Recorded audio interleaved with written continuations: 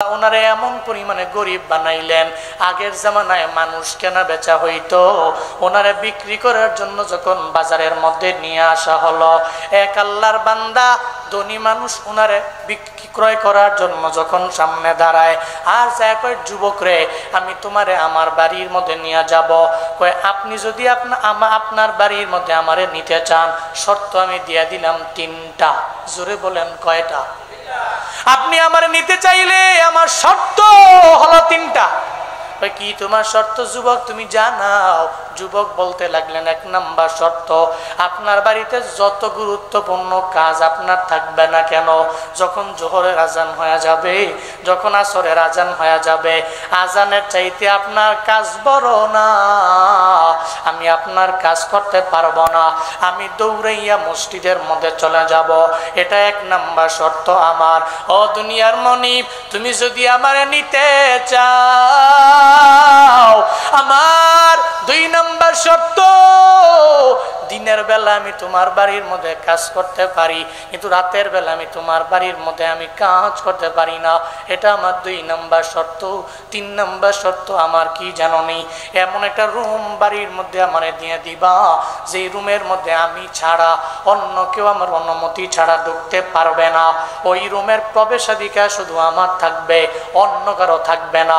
ওই রুমের মধ্যে আমি ঢুকবো, ওই রুমের দরওয়াজা লাগানো থাকবে, আবার আমি বের হলেও দরওয়াজার তালা মারা থাকবে। ওই রুমের দরওয়াজার তালার চাবি থাকবে একটা, যেটা আমার দরবারেই থাকবে।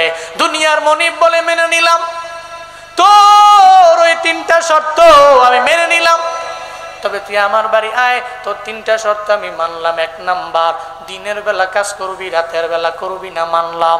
2 নাম্বার শর্ত মেনে নিলাম, আজান হয়ে গেলে তুই আমার বাড়িতে কাজ করার মধ্যে পড়ে থাকবি না, মসজিদের মধ্যে চলে যাবা।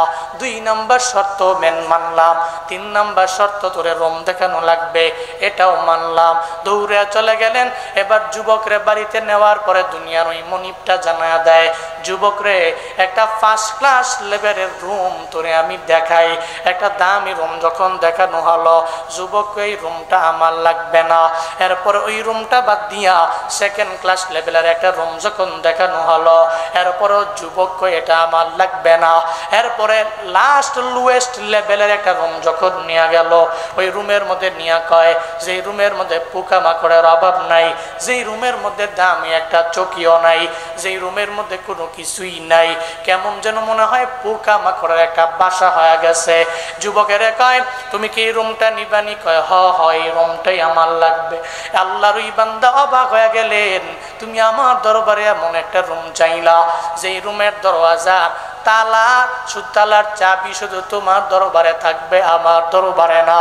ও যুবক রে, কেন তুমি দামি রুমটা নিলা না, মিডিয়াম লেভেলের রুমটা তুমি নিলা না? আল্লাহর ওই বান্দা যুবক কয়, ও মনিব, আপনি আমাদের চিনেন নাই, আল্লাহ আমার এত পরিমাণে গরিব বানাইলেন, আমি দুনিয়াতে মা বাবা হারানো এক যুবক, এমন যুবক আমি, যাহার দুনিয়াতে টাকা নাই, বাড়ি নাই, গাড়ি নাই, অন্যের বাড়িতে কোনো রকম চলাফেরা করে। আমি এত গরিব, আপনার বাড়িতে কাজের জন্য আমি আসলাম, আমার কোনো পুঁজি নাই, কিন্তু আপনার বাড়িতে আসার কি কারণ আমার জানেননি? আপনার বাড়ির মধ্যে আমি কাজ করবো, থাকবো, আর আপনি আপনার বাড়ির মধ্যে যত কাজ আছে করাইয়া আমার 1 বেলা 2 বেলা খাবার দিবেন, আমি খাবার খাইয়া আমার মালিকের ডাকবো। তবে মনে রাখবেন, আমি এই রুমটা আরামের জন্য আমি নেই নাই, আয়েশ করার জন্য আমি আমার রুমটা নেই নাই। কেন নিয়েছি জানেননি? একটু রবের সাথে আমার তাআল্লুক লাগানো লাগবে, আমার রবের সাথে আমার সম্পর্ক লাগানো লাগবে। রবের সাথে তাআল্লুক লাগানোর জন্য এই নরমাল রুম তোমার প্রয়োজন নাই, আমি তোমারে দামি একটা রুম দিয়া দেই। ওই যুবক জানায়া দেয়, ও দুনিয়ার মনিব, না না না, আমার রবের সাথে তাআল্লুক লাগানোর জন্য আমার দামি রুম দরকার নাই, আমার মিডিয়াম লেভেলের রুমটা আমার কোনো দরকার নাই।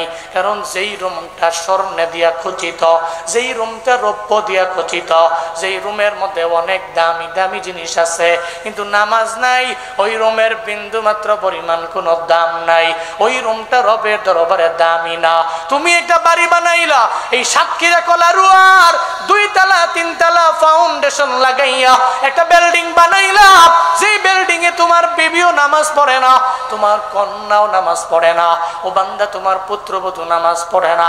সাল্লু ফি বুয়ুতিকুম ওয়ালা তাত্তাকিজুহা কুবুরা, কিন্তু তুমি বানাইলা কবর। জীবনেও কোনোদিন এখানে আল্লাহরে ডাকে না, সিজদা দেয় না, নামাজও দাঁড়ায় না, মুসল্লাও তারা বিছায় না। বান্দারে, ওই রুমের দাম আমার রবের দরবারে নাই। কিন্তু কলারুয়ার মধ্যে এমন একটা রুম আছে, যেই রুমটা স্বর্ণ নাই, দ্রব্য নাই, ওই রুমটা বড় দামি রুমও না, ওটা বিল্ডিংও না। যদিও ওই রুমটা যদি টিনের ঘর হয়, যদিও রুমটা যদি টিনের ঘর হয়, সোনের ঘর হয়, মনে রাখবা ওই রুমটাই রবের দরবারে দামি।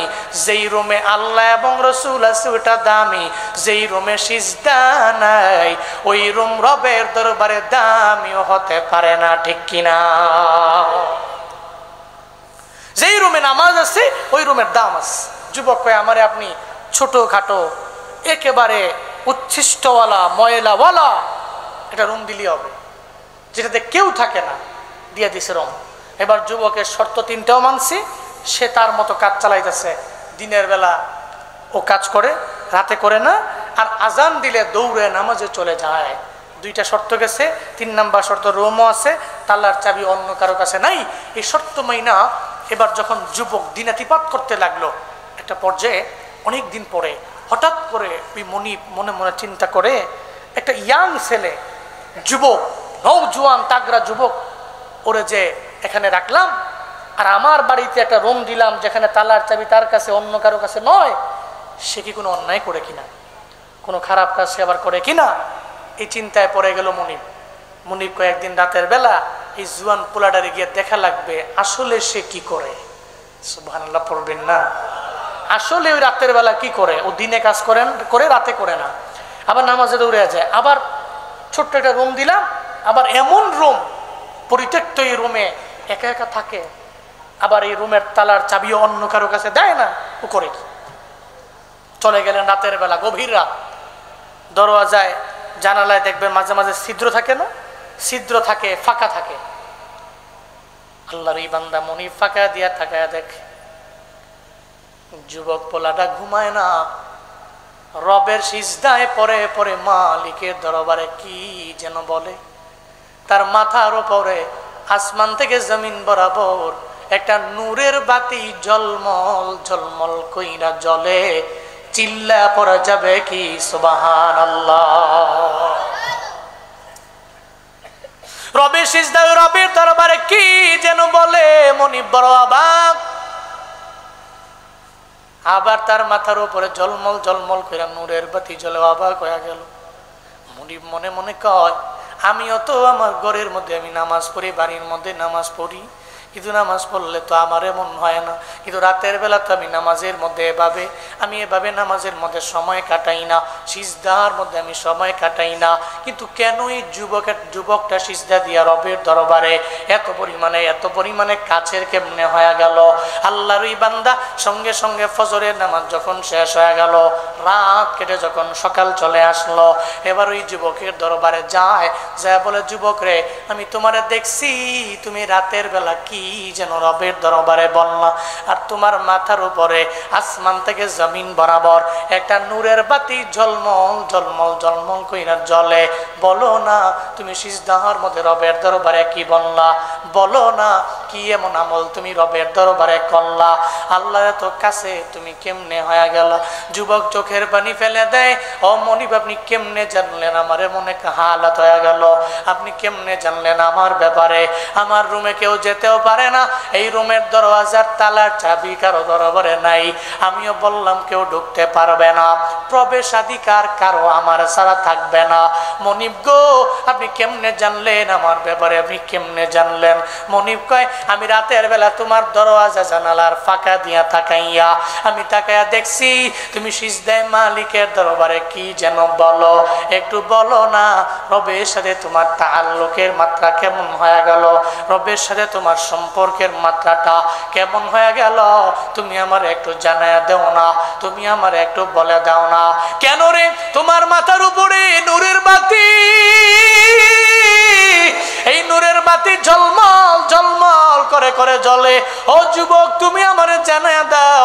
যুবক চোখের পানি ফেলে ফেলে কান্না করে আর বলে, ও দুনিয়ার মনিব, আপনি আমার কাছ থেকে জানতে চান কেমনে আমি রবের কাছে হইলাম, অথচ আমি চাই না কেউ জানুক। আমি আল্লাহকে বলেছি, ও আল্লাহ, তোমার সাথে আমার তাআল্লুকের কথা দুনিয়ার কেউ যাতে আমার না জানে, তোমার সাথে আমার তাআল্লুকের কথা আমার দুনিয়ার মনিব জানতে পারে না, তোমার সাথে আমার তাআল্লুকের কথা আমার বন্ধু বান্ধবেরা জানবে না, তোমার সাথে আমার তাআল্লুকের কথা আমার আশেপাশের প্রতিবেশীরাও জানতে পারবে না। ও আল্লাহ, তুমি যেহেতু জানায়া ফেলছো, তোমার এক বান্দা জেনেও গেল, যেহেতু আমার তোমার সম্পর্কের কথা জেনেই গেছে, আল্লাহ গো, আমি আর থাকতে চাই না দুনিয়ার মধ্যে। ইমাম গাজ্জালী বলে, যুবকটা সঙ্গে সঙ্গে রবের দরবারে আবদার জানায়, এতদিন পর্যন্ত তোমার সাথে আমার সম্পর্কের কথা দুনিয়ার কেউ জানতো না, যেহেতু জেনেই গেল, ও আল্লাহ, তুমি আমারে নিয়া চইলা যাও। ইমাম গাজ্জালী বলে, আল্লাহর ওই বান্দা যুবক রবের দরবারে যখন আবদার জানাইলো, আল্লাহ দরবারে যখন বলে দিল, আল্লাহ তুমি আমারে নিয়া যাও, নিয়া যাও, নিয়া যাও, এটা বলতে দেরি হয়ে যায়। আল্লাহ পাক মালাকুল মউত রে পাঠাইতেও দেরি করে না।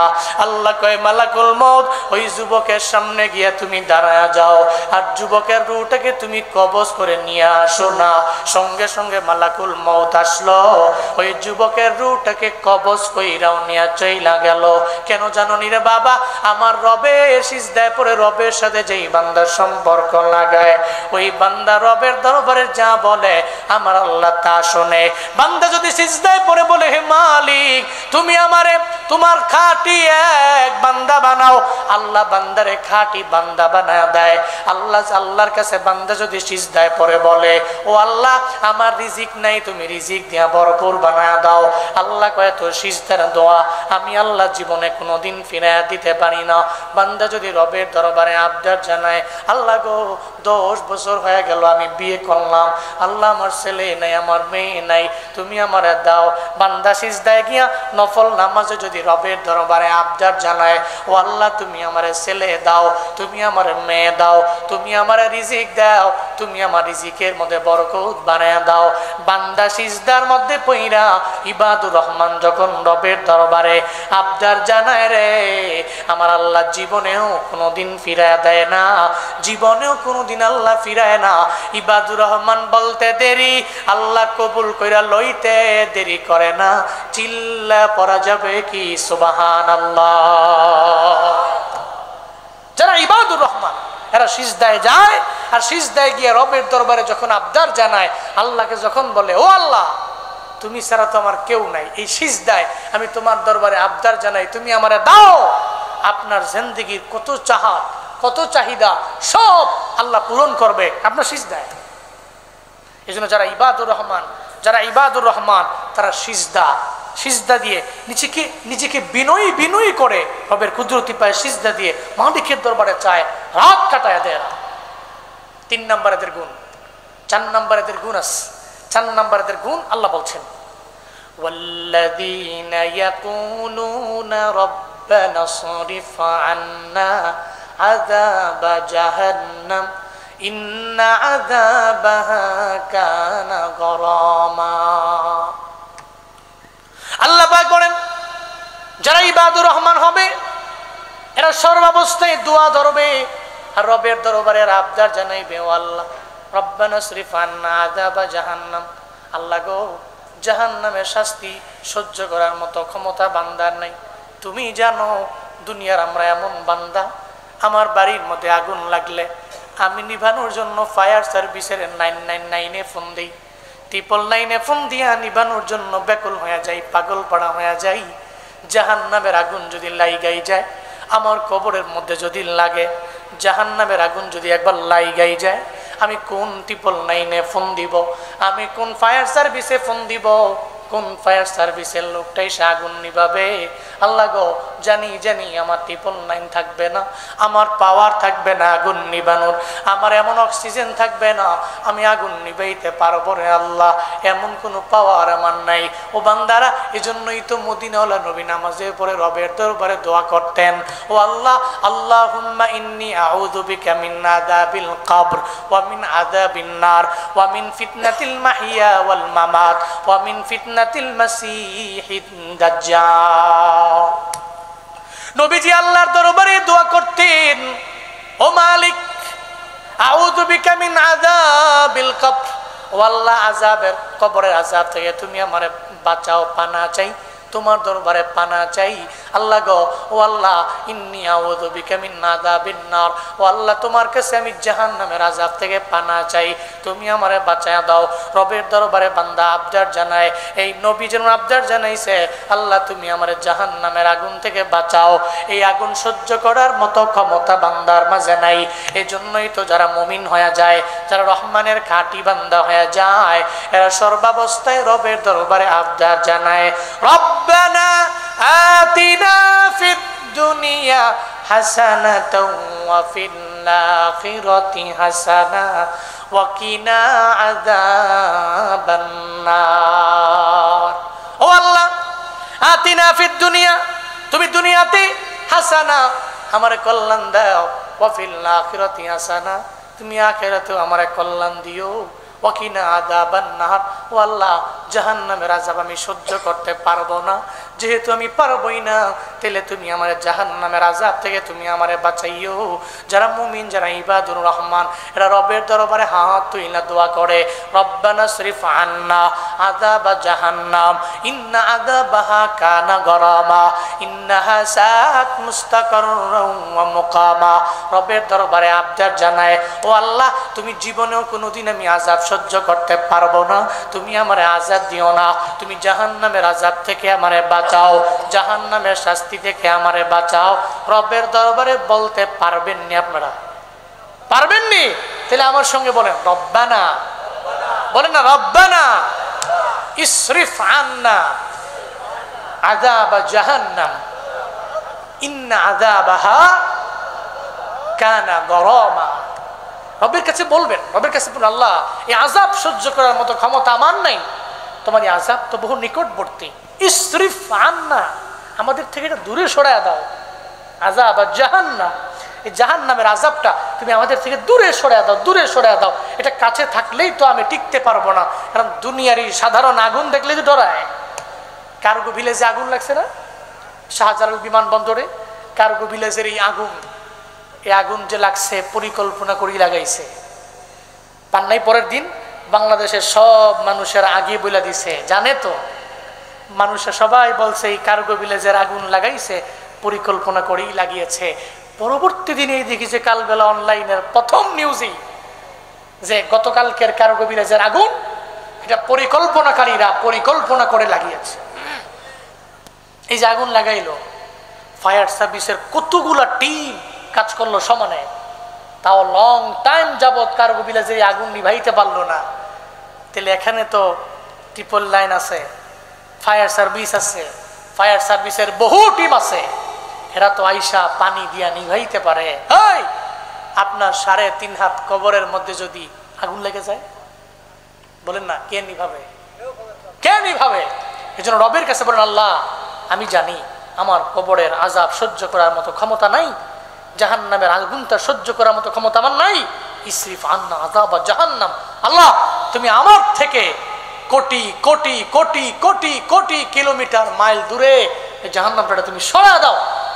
আল্লাহর কাছে বলতে পারবো তো ইনশাআল্লাহ? আল্লাহ তৌফিক দান করেন, কোন আমিন। তাহলে যারা ইবাদুর রহমান তারা রবের কাছে এটা বলে, এটা হলো এদের 2, 3, 4 নম্বর গুণ। এরপর এদের 5 নম্বর গুণ কি? والذين إذا أنفقوا لم يسرفوا ولم يقتروا وكان بين ذلك قواما। আল্লাহ পাক বলেন, আল্লাযীনা ইযা আনফাকু, যখন ইবাদুর রহমান বান্দারা, আমার খাঁটি বান্দারা যখন আনফাকু, তারা যখন ব্যয় করে, লাম ইউসরিফু, এরা ব্যয় করার ক্ষেত্রে অপচয় করে না। ওয়ালাম ইয়াকতুরু, ব্যয় করার ক্ষেত্রে এরা বখিলামিও করে না, কৃপণতাও করে না। ওয়া কানা বাইনা যালিকা কাওয়ামা, তারা দুদল্যমান থাকে, মধ্যম পন্থার অবলম্বন করে, না করে অপচয়, না করে কিপটামি আর বকিলামি। এরা মধ্যম পন্থা অবলম্বন করে। চিল্লা বলেন ঘোষণাকার। তাহলে যারা ইবাদুর রহমান, লাম ইউসরিফু ওয়া লাম ইয়াকতুরু, না করে অপচয়, তারা না করে বখিলামি, কানা বাইনা যালিকা কাওয়ামা, তারা থাকে দুইটার মাঝখানে, তারা মধ্যম পন্থা অবলম্বন করে। এই জন্য আপনি খরচ করবেন, অনেক বেশি করবেন না অনেক কম করবেন, এ ব্যাপারেও নির্দেশনা কে দিয়ে রাখছেন? আল্লাহ দিয়ে রাখছেন। আপনি খরচ করতেছেন, যেখানে না করলেই নয় করলেন, আবার যেখানে দরকার নাই আপনি অতিরিক্ত খরচ করলেন, না, নিষেধ করেছেন কে? কারণ যারা রহমানের বান্দা, এদের একটা গুণ হলো এরা না করে অপচয় আর না করে কিপটামি। এটা গেল এদের 5 নম্বর গুণ।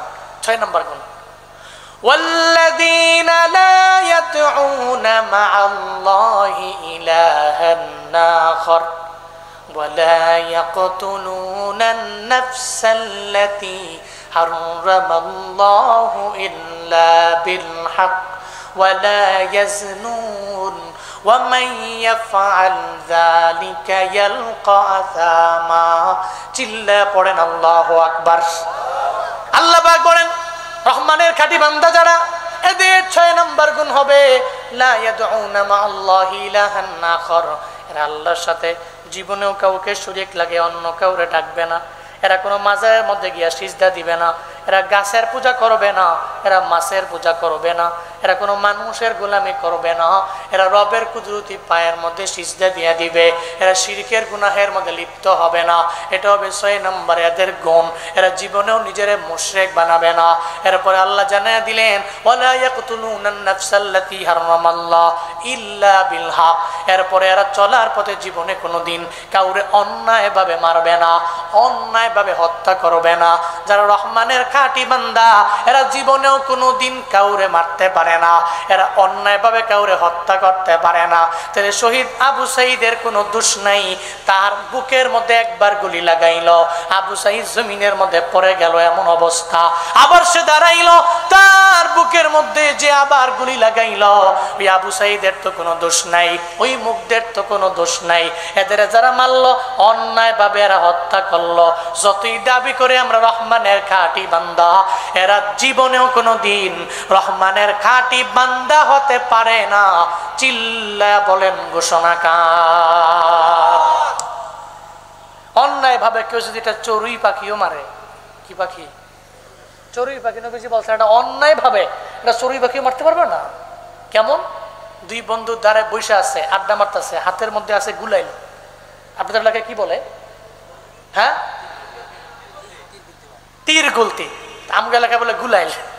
এরকম যে টান মেরা মারে না, তো এগুলো তো এখন কমে গেছে, কারণ এখন তো আছে যুবকদের হাতে মোবাইল আছে আর ফ্রি ফায়ার, বুঝেন নাই? পাবজি আছে তো, ওর পাবজি আছে, ফ্রি ফায়ার আছে, ফুটবল গেম আছে, কত কিছু আছে, ক্যারাম বোর্ড তো আছে, এরপরে লুডো কিং আছে না নাই? সময় পাইলে কয় বন্ধু চলো না একদিন হয়ে যাক না। এরপরে খেলে তো খেলে, আবার জুয়াও ধরে। কয়েছে বন্ধু যদি আমি হই 1 নম্বর, তাহলে কি খাওয়াইবা? 500। তাহলে প্রতি ডাইন 500 কইরা। আছে না নাই? আছে না নাই? আছে, বহু আছে। তা আরো এই গত 5-10 বছর আগে তো এত প্রচলন ছিল না, তো তখন তো ছিল এক গুলাইল ছিল, পোলাপানি এগুলো দুষ্টামি করতো। তো 2 বন্ধু বসে রয়েছে, গুলাইলের মধ্যে তার কাছে মার্বেলও আছে। তো বন্ধুরে কয় দেখ আমার কি টার্গেট, ফিউচারে আমি সেনাবাহিনী। ঠিক আছে, মারতেলে মারছে, একটা পাখিরে মারছে, পাখির উপরে পড়ছে, পাখিটা মরে গেছে। নিচে পড়ছে, ও পাখিরে দেখেও নাই, আনেও নাই, ধরেও নাই। দেখছো নি আমার কি টার্গেট, আমি মারছি, পাখিটা মরে গেছে। মারলো কি কারণে? খাবে এ কারণে না, বন্ধুরে দেখাইছে এ কারণে। নবীজি কয় হাসরের ময়দানে এই পাখি রবের বিচারের কাঠগড়ায় দাঁড়াবে। এই পাখি বলবে এই বান্দা আমারে মারছে, অন্যায়ভাবে মারছে, তার নিজের মজা আর তার নিজের চাহিদা মেটানোর জন্য, খাওয়ার জন্য নয়, সে আমারে মারলো। আজকে তারই হিসাব দেওয়া লাগবে এরপরে তাকে বলেন জান্নাতে যাওয়ার জন্য একটা চড়ুই পাখি, একটা বাবুই পাখি, একটা ছোট্ট কুয়েল পাখিকে মারার যদি এই বিচার হয়, যারা লক্ষ লক্ষ হাজার হাজার যুবকদেরকে যারা হত্যা করলো, মেরে ফেললো, গুলি করে নির্বিচারে হত্যা করে মেরে ফেললো, দুনিয়া থেকে বিদায় করে দিল, যারা পৃথিবীর সর্বশ্রেষ্ঠ মুফাসসিরদের মধ্যে যারা দামি দামি আমার দেশের মুফাসসির ছিল, এদেরকে যারা মেরে ফেললো, ফাঁসির কাস্টে ঝুলাইলো, এদের উপর অন্যায় ভাবে নির্বিচারে হত্যা করলো, মারলো, এদের হিসাব কি রবের দরবারে হবে না? আল্লাহর কাছে বিচার আছে, জবাবদিহিতার কাঠগড়া একদিন দাঁড়াতে হবেই। ওয়ালা ইয়াকতুলুনা আন-নাফসাল্লাতী হারামাল্লাহু ইল্লা বিল হক। আল্লাহ বলছেন ইবাদুর রহমান যারা, রহমানের খাঁটি বান্দা যারা, এরা জীবনে কোনোদিন অন্যায়ভাবে মানুষকে হত্যা করতে পারে। নবীজি বলছেন মানুষ কেন, একটা পাখিকে পর্যন্ত এরা কতল করতে পারে না, হত্যা করতে পারে। ওয়ালা ইয়াজনুন।